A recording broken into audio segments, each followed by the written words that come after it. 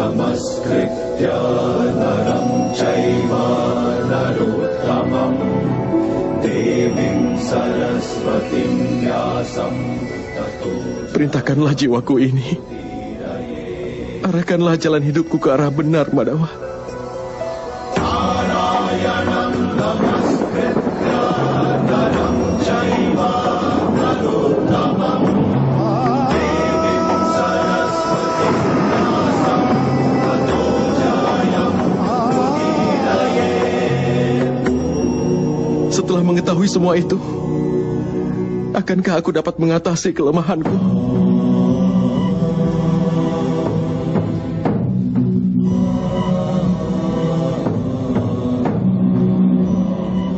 Bangunlah, Partha.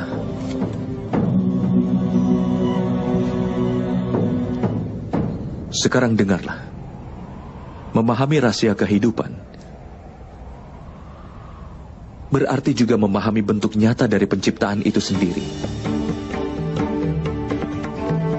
Memasukkan kepalan tanganmu ke dalam arus sungai Gangga, kau tidak akan mendapatkan apa-apa.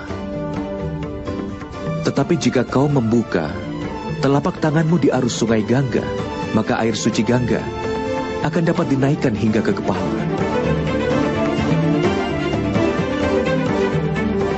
Pikirkanlah, Partha. Apakah kepalan tangan keangkuhan? Atau sebuah tangan yang terbuka dari pengorbanan? Dapatkah kau memahami pengetahuan ini? Apakah itu kepalan tangan keangkuhan?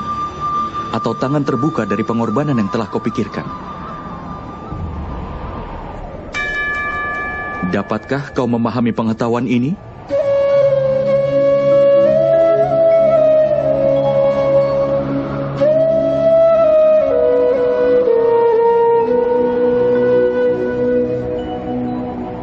Apakah dunia ini sebenarnya, Partha?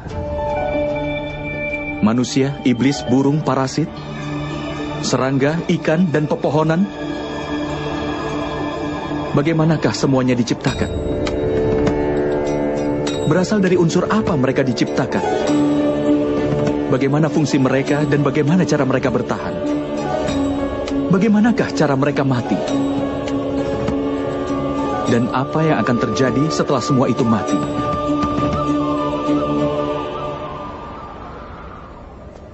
Renungkan akan rahasia ini. Tubuh manusia terbuat dari tanah, Madhawa. Air mengalir di dalamnya sebagai darah dan kebaikan. Api memberikan kehangatan pada tubuh, termasuk rongga kosong lainnya yang ada dalam tubuh. Karenanya, tanah, udara, air, api, dan juga ruang. Tubuh terbuat dari kelima elemen dasar yang disebut Pancamahabhuta. Karenanya, Bhisma yang agung, Guru Drona, tidaklah lebih dari tanah, air, udara, api, dan ruang saja. Bahkan orang pintar pun terdiri dari kelima elemen itu. Begitu juga dengan para tirani. Jadi apa yang akan kau rindukan, Partha? Apakah tanah? Tapi Madhawa, tubuh ini memang terbuat dari tanah yang juga melambangkan ciri manusia itu sendiri. Semua ikatan mengakar dalam tubuh yang terbuat dari tanah.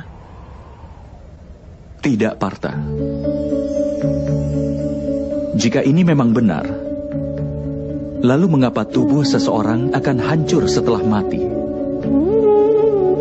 Kenyataannya, tidak ada satupun yang berasal dari tubuhnya ataupun hubungan yang mengakar di dalam tubuhnya.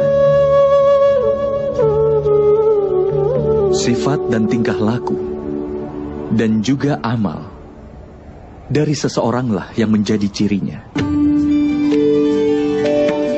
Lalu bagaimanakah sifat, tingkah laku dan amal diciptakan? Pahamilah itu, Partha. Kehidupan manusia hanyalah perwujudan keserasian antara sesuatu yang tampak dan tidak tampak. Tetapi sifat, dan amal dari setiap manusialah yang membuatnya akan menjadi berbeda. Dasar untuk ini adalah 3 sifat manusia yang disebut triguna.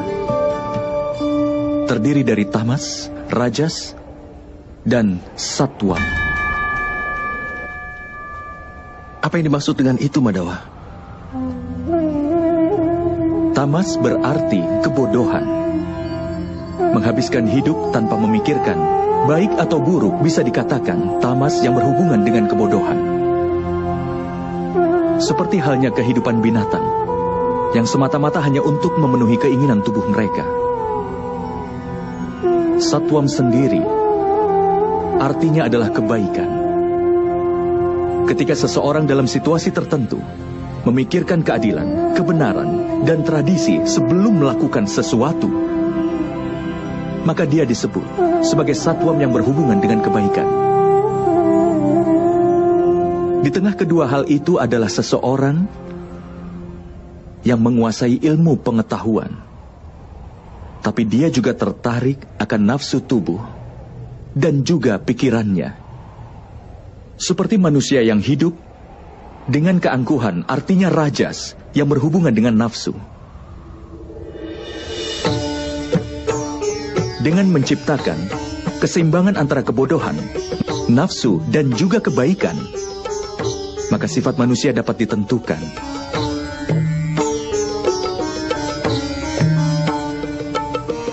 Lihat juga kakekmu Bhisma, Partha. Dia punya keseimbangan antara kebaikan dan kebodohan. Dia tidak memiliki keangkuhan, tetapi dia terikat dengan pemikiran usang dan tradisi yang kuno. Bahkan ketika keinginannya muncul, dia tidak bisa melanggar sumpahnya.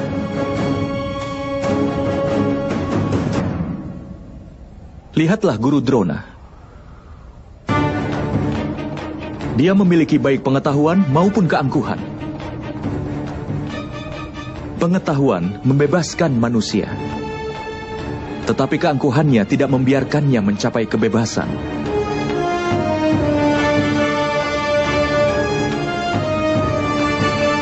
Tapi Madawa, jika sifat manusia adalah kesatuan dari 3 sifat manusia, apakah perbuatan manusia sudah ditakdirkan sebelumnya? Seekor singa akan memangsa rusa, dan rusa ditakdirkan untuk takut pada singa. Lalu kenapa keadilan jadi hal yang penting? Mengapa kejahatan mendapatkan hukuman? Lalu apa tujuan semuanya?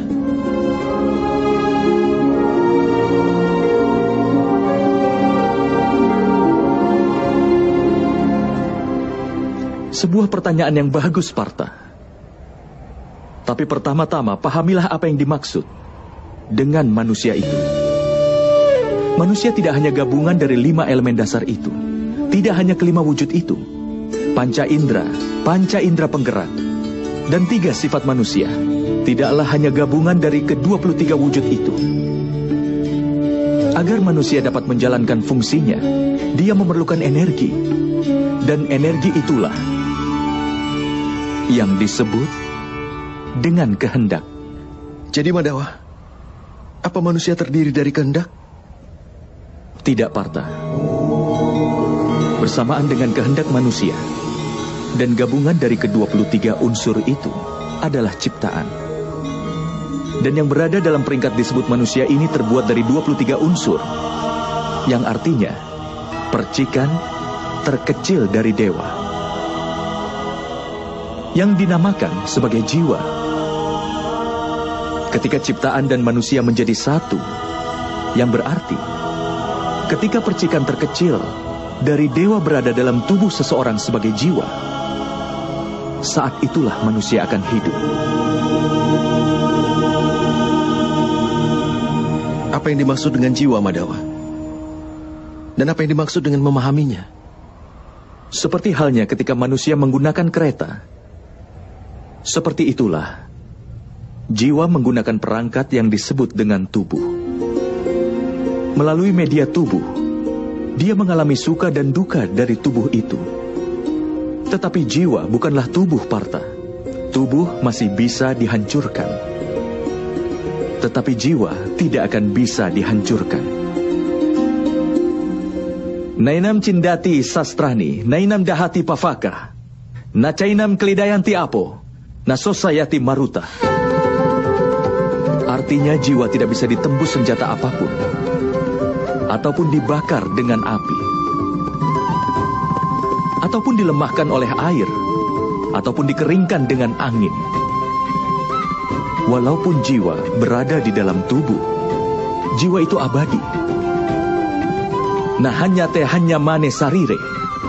Partha, tubuh mungkin saja bisa dibunuh, tetapi jiwa itu sendiri tidak akan bisa dibunuh. Jiwa itu ada di mana-mana, tidak berwujud, tetap, dan dia kekal. Seperti halnya manusia membuang pakaian lama dan memakai yang baru. Hampir sama jika jiwa meninggalkan tubuh yang tua dan berulang kali menempati tubuh yang baru. Tapi Madawa, melalui tubuhku, aku bisa merasakan dunia. Tanpa memahami tubuhku ini, bagaimana aku akan dapat memahami jiwaku? Mengetahui diri sendiri dalam bentuk jiwa bukanlah hal yang tidak mungkin, Partha. Orang buta pun bisa hidup. Seorang bisu pun bisa hidup. Termasuk mereka yang hidup tidak memiliki tangan dan kaki. Sudah jelas bahwa tubuh bukan hal yang membentuk manusia. Ada seseorang yang kehilangan energinya, atau mereka yang hidup kehilangan ingatannya. Oleh karena itu sudah jelas bahwa bentuk ketidaksadaran manusia bukanlah tubuh yang baik. Seseorang yang menjelajahi dirinya dengan cara seperti ini, aku bukanlah indera, juga bukan tubuh, juga bukan perasaan, bukan juga pemikiran, atau bukan juga pendapat. Orang yang bisa memahami hal ini, akhirnya akan dapat memahami dirinya dalam bentuk jiwa.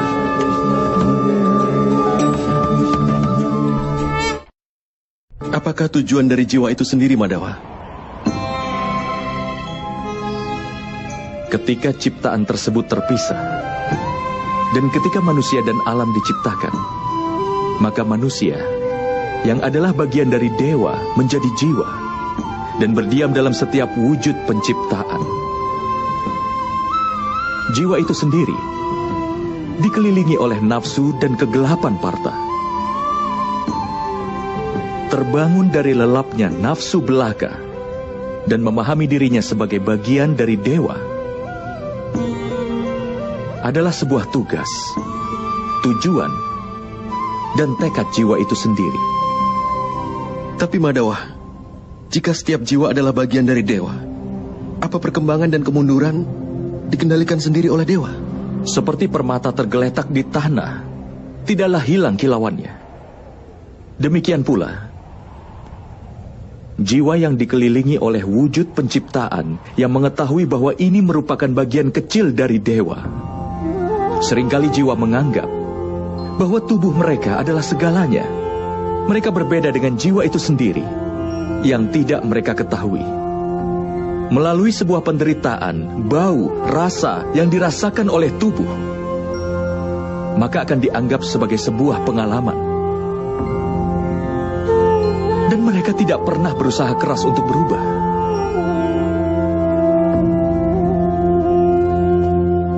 Jiwa yang tidak mau berusaha keras untuk berubah dan tetap melakukan ketidakadilan, mengingatkan dan menghukum mereka adalah hal yang tidak bisa dihindari.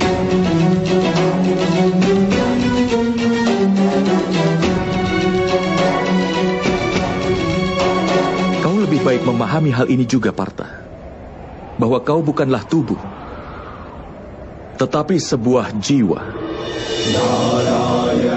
Setiap prajurit yang ada di medan pertempuran ini tidak seperti yang ada di dalam pikiranmu. Mereka semua telah tinggal di dalam tubuhnya untuk beberapa waktu.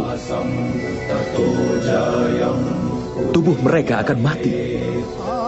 Tetapi jiwa mereka semua abadi. Mereka akan menempati tubuh baru lagi, sampai mereka tidak menyadari dirinya sebagai jiwa yang murni. Sampai mereka menyerahkan ketidakadilan dan mencamkan keadilan ke dalam dirinya. Mereka akan terus lahir dan kemudian mati. Ini adalah pelajaran pertama dari Brahma Widya Partha. Mereka yang lahir sudah dipastikan akan mati. Dan bagi mereka yang telah mati, sudah pasti akan dilahirkan kembali. Pengetahuan ini disebut dengan Samkhya Yoga.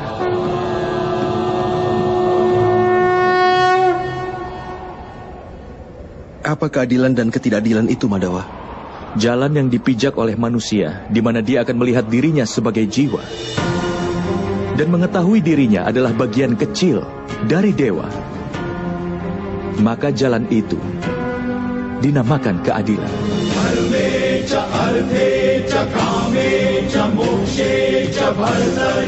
Ketika manusia mengetahui bahwa dirinya adalah bagian kecil dari dewa, maka dia akan mendapatkan pencerahan bahwa dia itu ciptaan dewa, dan dewa adalah penciptanya.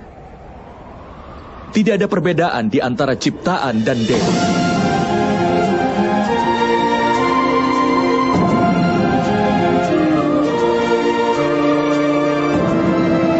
Manusia yang paham akan hal ini tidak akan kejam dan kasar terhadap manusia lain, dan juga bahkan pada binatang. Dia sudah tahu bahwa dengan memotong anggota tubuhnya akan menyebabkan rasa sakit. Tidak hanya pada organ itu saja, tapi juga dialami semua bagian tubuh lain. Sama halnya ketika seorang manusia merasakan sakit, maka seluruh dunia pun akan merasakan sakit yang sama. Selama masih ada seorang manusia sekalipun menderita di dunia ini, maka tidak seorang pun yang akan merasakan sepenuhnya kenikmatan nanti. Saat mengetahui ini hanyalah pemikiran manusia yang dipenuhi dengan belas kasih. Ini juga disebut dengan keadilan. Ketika seseorang dipengaruhi kebodohan, dia akan menjadi manusia yang kasar, kejam, dan egois terhadap yang lainnya. Hanya untuk kesenangan dirinya sendiri, dia bebankan penderitaan pada orang lain. Dia tidak bisa menjadi lebih dekat kepada dewa. Karenanya, ketidakadilan adalah salah satu jalan yang menjauhkannya dari dewa. Maka dari itu, ketidakadilan nama lain ketidakpedulian. Jadi, kita harus merasa kasihan pada mereka yang tidak peduli. Lalu apa tujuan dari hukuman?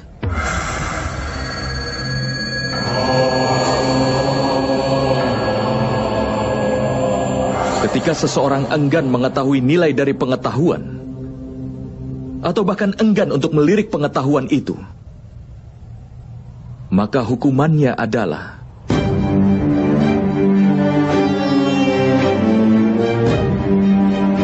belas kasihan, baik pada dirinya atau orang lain.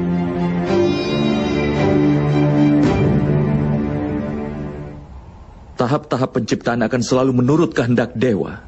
Itu tidak akan terelakkan. Tetapi bersamaan dengan berkembangnya ketidakpedulian, nafsu, dan juga ketidakadilan, maka keadilan di dunia ini akan berada pada jurang kehancuran. Hingga di dunia ini tidak ada keadilan lagi. Sementara belas kasih dan kebenaran juga telah dihancurkan. Dalam rangka menyambut generasi selanjutnya agar memperoleh keadilan, menghabisi kejahatan saat ini dan mengembalikan keadilan adalah hal yang tidak mungkin terelak. Kalau kehidupan ini harus diakhiri olehku, bukankah itu menghancurkan belas kasih yang ada dalam diriku? Dan jika belas kasih adalah dasar dari keadilan, bukankah jiwaku akan menjadi tidak adil?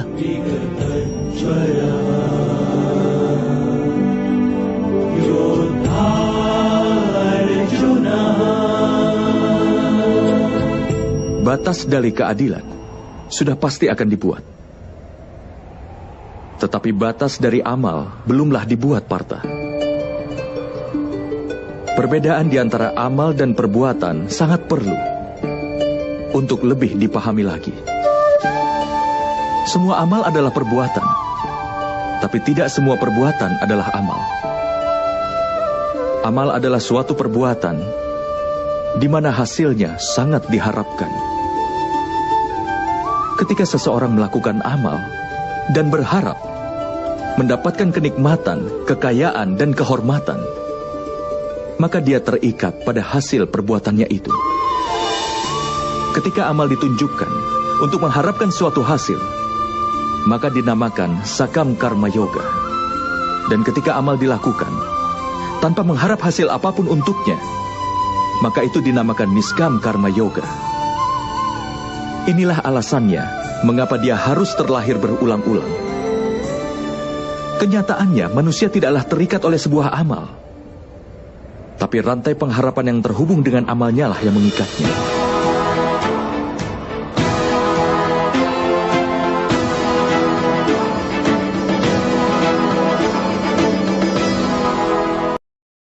Pada kenyataannya, seorang manusia tidak terikat pada perbuatannya. Harapan yang terhubung pada perbuatanlah yang mengikatnya. Bagaimana bisa, Madhawa? Jika kau berharap kemenangan dalam peperangan ini, maka kau akan merasa sangat berduka atas kekalahan. Dan kedukaan itu akan memaksamu melakukan hal lain lagi yang kau butuhkan untuk dilahirkan kembali. Lalu jika ternyata kau menang, kesombonganmu pun akan makin tumbuh. Dan kesombongan itu akan membawamu ke arah kemenangan duniawi. Dia akan membuatmu membunuh, dan dosanya seharusnya akan terikat padamu. Pikirkan hal itu. Jika di dalam pertempuran ini, kau tidak punya kemauan untuk menang, dan tidak takut akan kehilangan, kau akan merasakan kebahagiaan atau kesedihan di akhir peperangan ini. Tidak merasakan kebahagiaan, Madhawa. Tidak pula kesedihan. Karena itu kebahagiaanmu, kedukaanmu, keputusasaanmu, kekecewaanmu bukanlah karena perang ini. Harapan yang kau miliki dari peperangan inilah yang menyebabkannya. Bukankah menurutmu begitu, Partha?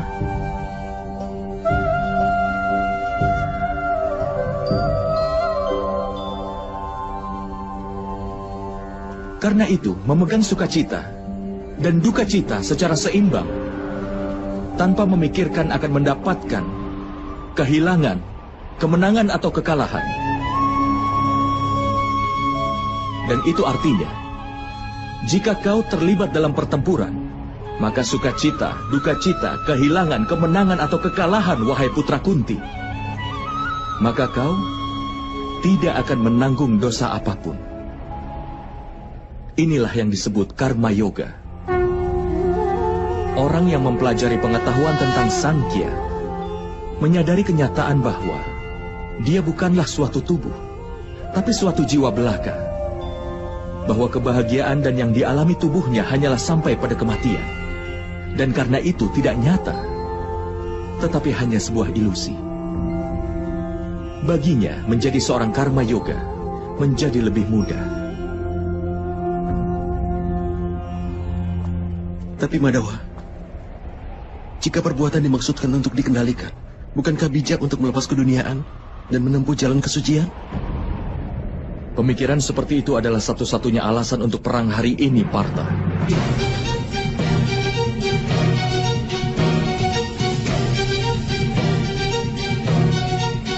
Renungkanlah.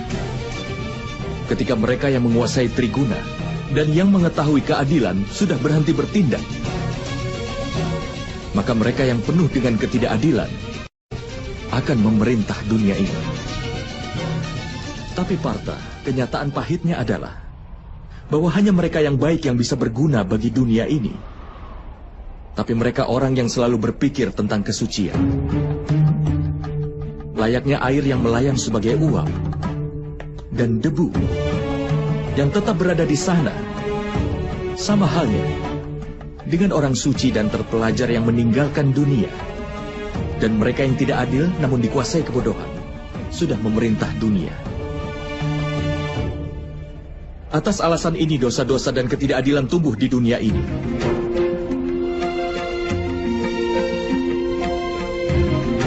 Tetapi karma yoga melindungi dunia ini dari sebuah keadaan yang aneh ini. Seorang karma yoga akan berhenti berharap pada hasil, tetapi bukan pada perbuatan itu sendiri. Dia berada di dunia ini layaknya seorang suci. Dia melakukan semua tindakan, tapi tidak kehilangan diri di dalamnya. Seorang karma yoga tidak berharap apapun dari anak-anaknya dan yang disayanginya, bahkan dari rakyatnya sekalipun. Dia sendiri memperoleh keuntungan dari kesuciannya, tetapi dia bermanfaat bagi dunia layaknya seorang kepala keluarga. Seorang manusia berusaha keras untuk kesejahteraan keturunannya. Bagaimana bisa dia tidak berharap sukacita dari keturunannya? Apapun yang dilakukan oleh manusia untuk anak-anaknya, itu sebuah transaksi atau cinta, Partha. Cinta, Madawa. Lalu mengapa mengharapkan suatu hasil atas perbuatannya, Partha? Keuntungan di masa depan yang diukur dalam suatu transaksi dan bukan dalam cinta. Manusia yang membentuk watak anak-anaknya dengan baik dan melimpahkan kesucian cinta dan keadilan, anak-anaknya tentu akan memberikannya cinta dan perlindungan. Perbuatan dan kelakuan orang yang disayang mencerminkan perbuatannya sendiri. Dan ketika seseorang tidak lagi berhak atas perbuatan mereka sendiri, lalu apa gunanya lagi untuk memiliki harapan besar dan kemudian juga berharap besar kepada mereka? Jika kau pikirkan ini dalam-dalam, Partha, kau akan segera menyadari bahwa tidak ada perbuatan di dalam kehidupan yang menghubungkan harapan dan pengharapan yang tidak terelakkan. Ketika makhluk adalah dewa, dan manusia adalah bagian dari dewa, maka semua tindakan disebabkan oleh dewa itu sendiri.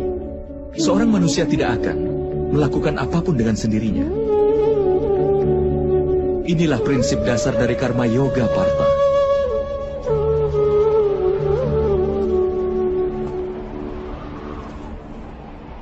Oleh karena itu, Partha, penting agar kau menjadi seorang karma yoga. Dan berjuanglah dalam peperangan ini dengan melepaskan Triguna. Bebaslah darinya, Partha. Bebaslah dari dilema ini. Pikirkanlah selalu kebaikan yang adalah dewa sendiri. Dan lanjutkan semua kewajibanmu.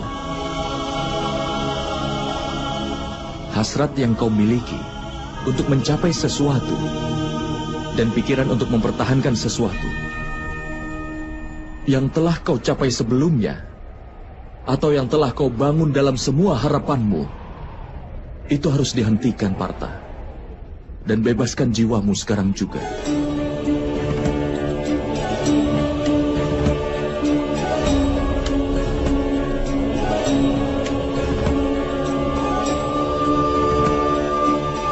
Kau harus ingat, Partha. Hakmu adalah hanya sebatas untuk melakukan perbuatan. Dan hasilnya tidak bisa kau tentukan. Hasilnya terserah kepada para dewa. Oleh karena itu, tidaklah benar, Partha, jika kau lari dari perbuatan. Dan tidak pula benar untuk mengharapkan hasil dari semua perbuatanmu saat ini.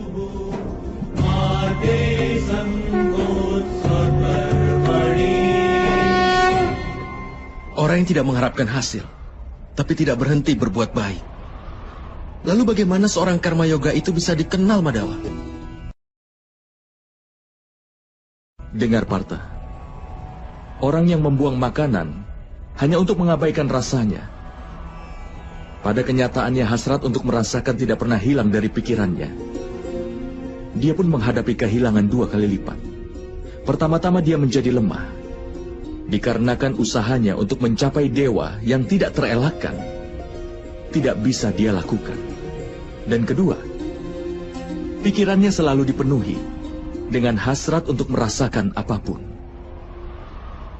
Oleh karena itu, daripada mengabaikan makanan seseorang, lebih baik berhenti berhasrat untuk merasakannya sendiri. Seorang karma yoga mengeluarkan semua hasrat dalam pikirannya. Dia menerima kehidupan sebagai kewajiban dan menjalankan tugasnya. Tapi dia tidak pernah selaras dengan tindakannya. Dan Partha, seseorang yang tidak punya harapan dan pengharapan dari tindakannya adalah orang yang tujuannya akan terpenuhi. Orang yang pikirannya tidak goyah walaupun setelah mengalami kegagalan. Orang yang tidak berpikir bahwa dia yang paling hebat bahkan setelah kesuksesannya. Orang seperti itulah yang disebut sebagai karma yoga. Dan orang seperti itu akan berhasil dalam kehidupannya hingga berulang kali.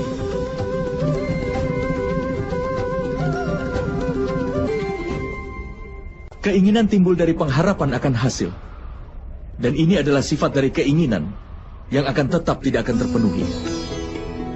Rasa tidak terpenuhi kemudian menimbulkan kemarahan. Dan kemarahan akan menimbulkan hasrat. Karena hasrat itulah, seseorang akan melupakan pengetahuan tentang perilaku dan juga interaksi. Hilangnya pengetahuan menyebabkan hilangnya kebaikan. Dan masyarakat menjadi musuh bagi orang seperti itu.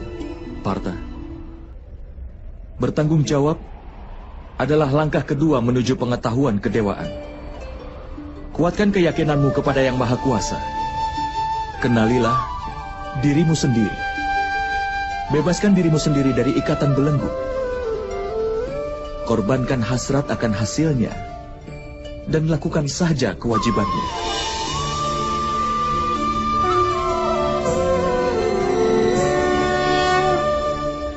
Dengan menguatkan keyakinanku pada Yang Maha Kuasa, bagaimana aku bisa menjadi orang yang berbakti?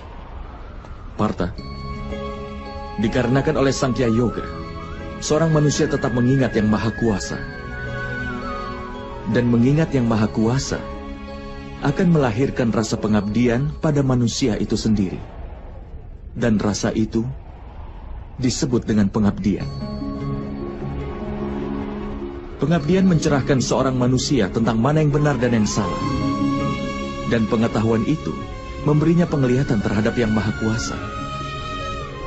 Orang yang mendapatkan penglihatan terhadap Yang Maha Kuasa, dia akan menjadi orang yang paling berbakti. Dia terbebas dari lingkaran kelahiran kembali dan mencapai keselamatannya. Itulah tujuan utama dari semua jiwa dan puncak dari kebenaran. Tapi bagaimana aku bisa berbakti tanpa penglihatan terhadap Yang Maha Kuasa, Madhawa?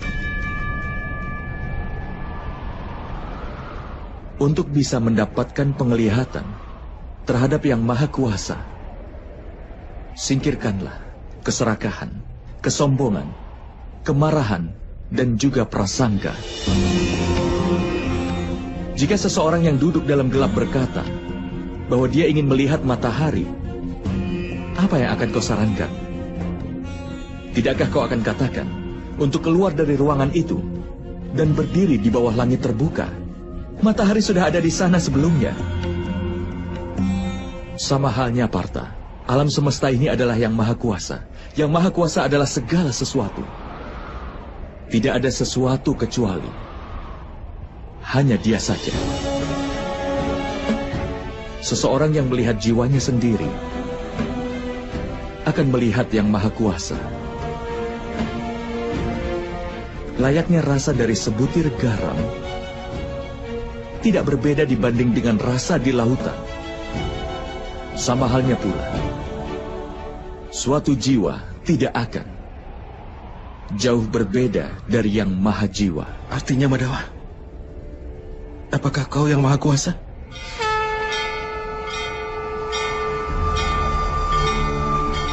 Iya, Partha. Aku adalah yang Maha Kuasa.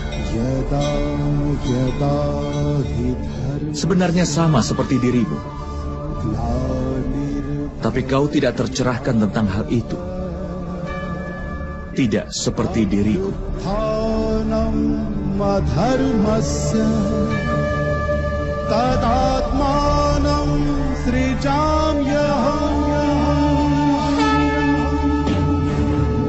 Lalu Madawa, mengapa pengabdian kepadamu tidak dianggap sebagai pengabdian kepada dewa?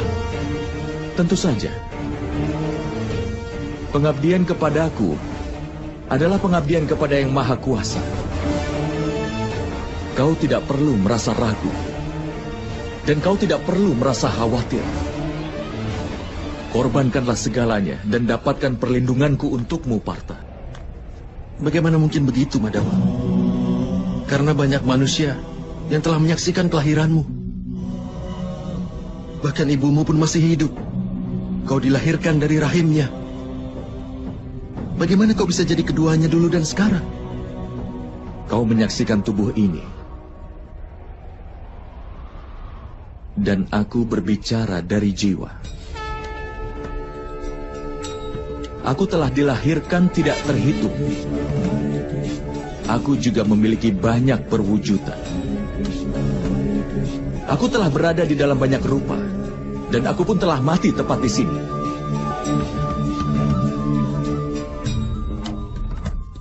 Dan aku juga akan lahir kembali berulang kali di masa depan.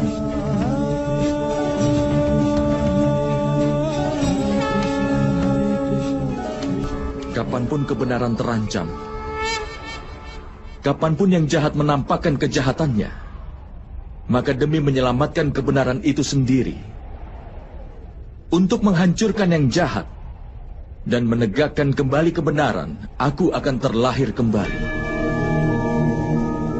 Ini telah terjadi di setiap zaman dan akan terus terjadi di masa depan. Akulah yang Maha Kuasa. Akulah perwujudan Matsya dan juga perwujudan Wamana. Akulah Parasurama dan akulah Dewa Rahma.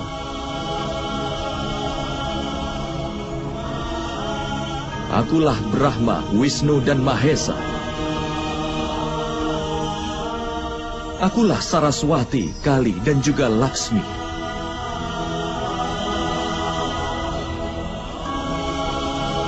Aku bukanlah pria, bukan pula wanita, bukan pula seorang waria. Aku bukanlah tubuh, bukan pula anggotanya. Akulah pengetahuan, ciptaan, alasan, dan keabadian. Akulah segalanya. Dan aku pun bukan apa-apa. Ketika kau merenungkan keberadaanmu, kau akan menemukan dirimu sendiri terhubung denganku. Dan kemudian, sepertiku juga, kau akan menemukan dirimu dalam bentuk yang Maha Kuasa. Tetapi untuk bisa mencapai posisi itu, sangat penting agar kau mendedikasikan dirimu sepenuhnya padaku. Apa yang kau maksud dedikasi, Madawa? Itu adalah keadaan di mana pikiran manusia menyerah pada semua keinginan hingga tidak membuat dedikasi untuk diri sendiri. Dan tidak juga mengambil sumpah orang dengan cara kerja yang diberikan kepadanya. Pada kenyataannya, kalau kau mulai mendedikasikan dirimu untuk seseorang, dan kau melakukannya sendiri, pikiranmu, akalmu, pengetahuanmu, keinginanmu, emosimu, dan segala sesuatu yang kau miliki kepada seseorang, maka komitmen tersebut disebut sebagai sebuah pengabdian.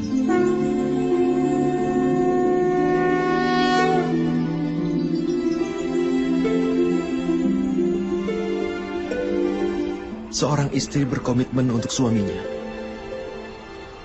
Prajurit berkomitmen pada panglima pasukannya. Sementara murid berbakti pada gurunya. Semua bentuk pengabdian itu apakah sama?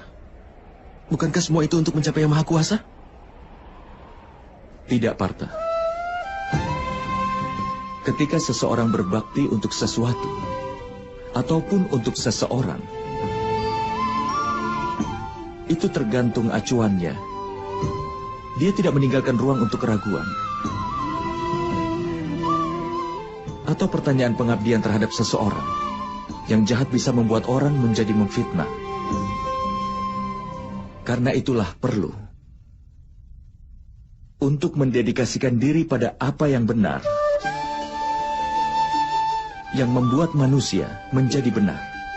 Hanya penjahat yang dibelenggu dengan rantai yang terbuat dari besi.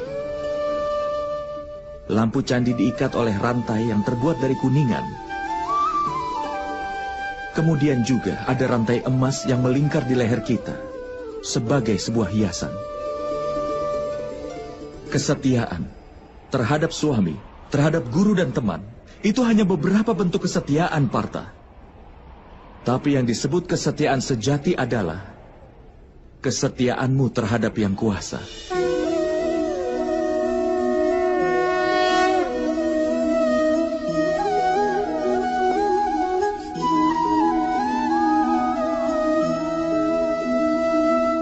Tapi apa pengabdian terhadap Yang Kuasa harus dilakukan dengan Sangya Yoga atau Karma Yoga?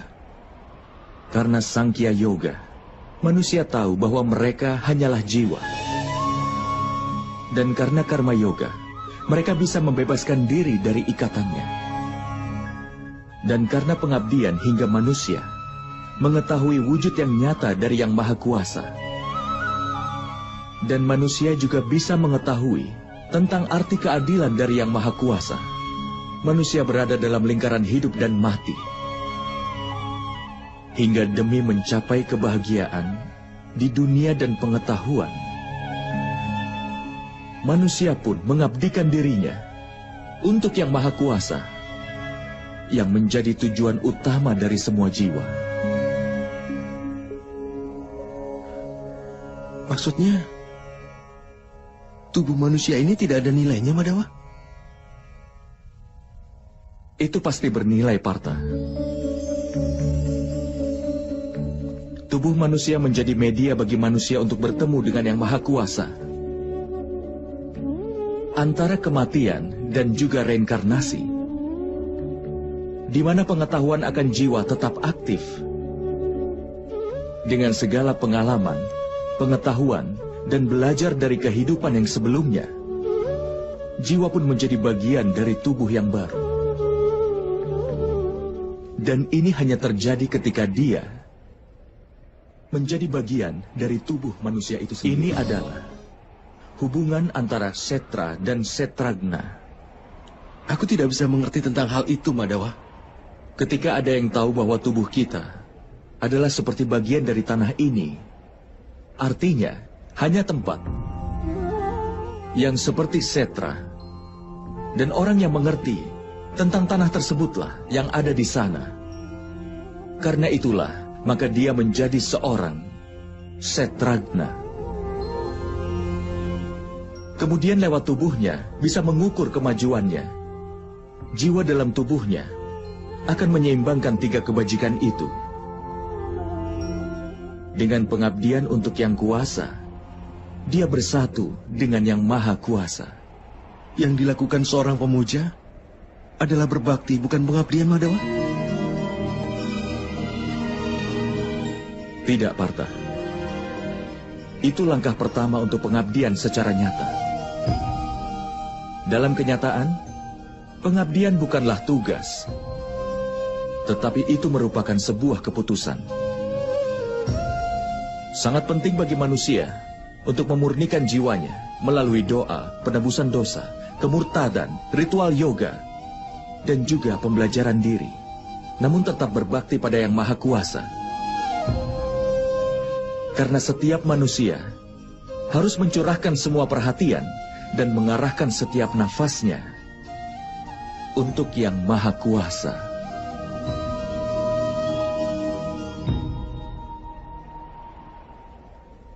Jika pengabdian adalah keputusan, lalu apa pentingnya berdoa, penebusan dosa, dan hal semacamnya? Hanya cara dan alat untuk membersihkan dirimu hari ini, dan nanti akan kotor lagi. Pikiran manusia akan tertuju lagi pada Yang Maha Kuasa hingga berulang kali. Karena itulah perlu untuk berdoa, penebusan dosa, pembelajaran diri, dan yang lainnya, supaya kau selalu ingat setiap waktu bahwa hidupmu adalah pengabdian untuk Yang Maha Kuasa. Tidak penting bagian sungai mana yang kau selami. Yang penting adalah bahwa kau bisa menyelam. Hanya ada satu dedikasi dari Bhakti Yoga, bahwa dengan menyerahkan kehidupannya ke Yang Maha Kuasa, manusia harus meneruskan pengabdiannya untuk Yang Maha Kuasa agar dia bisa menjaga kebaikan dalam hidupnya. Lalu apakah kebajikan dan kebaikan itu, Madhawa? Tanpa alasan, demi kepentingan diri melakukan kekerasan adalah dosa. Sesungguhnya, anti kekerasan adalah dharma yang utama. Selain itu, kejujuran, tidak emosi, pengorbanan, ketenangan jiwa, tidak menjelekkan orang lain, perasaan ulas asih, tidak tertarik kepada sukacita, tidak melakukan sesuatu tanpa alasan, tenang, sabar, pemaaf, dan kesucian tubuh, serta tidak melawan kebenaran dan juga tidak angkuh. Sifat-sifat mulia ini disebut sebagai sifat sattvik, atau sebuah sifat yang mulia. Dengan ini manusia bisa melakukan kebaktian, artinya bisa berbakti kepadaku, sambil menjalankan kewajiban dalam hidupnya, sambil menegakkan kebenaran, dan hidup tanpa mengharapkan pahala dari perbuatannya.